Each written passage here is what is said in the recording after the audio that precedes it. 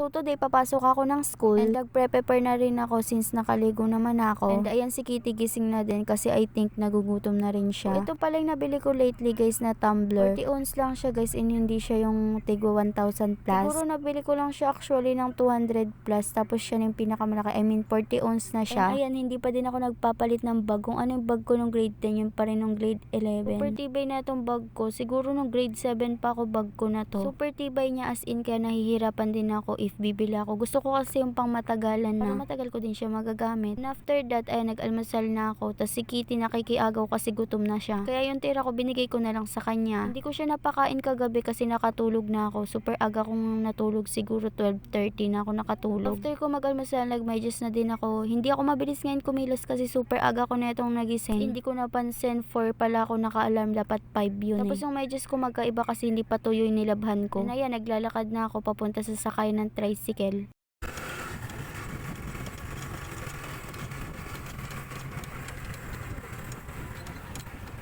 And after that, nagkasalubong kami ng classmate ko. Sa overpass pa lang magkasabay na kami. Ang layo nga lagi ng nilalakad namin dito. Imbis na sa kabila lang sana kami dadaan kaya pagdating namin ng room super pagod as in. Tapos yung kakaligo mo lang pawis na pawis ka na naman. Tapos dito pala nakapasok na kami ng room super aga nga namin eh. Pagdating namin kami pa lang yung tao. Natatakot kasi ako minsan malate hindi na katulad ng dati na 30 minutes lang ako mag-prepare. Grade 10 kasi ako 6 yung pasok namin tapos siguro 6:40 nasa room na ako. Isang subject na kagad di ko mapapasukan. And ang dami ko ng kwento so ayan uwian na namin. Like nyo tong video na to if gusto nyo pa akong mag-upload ng school vlog.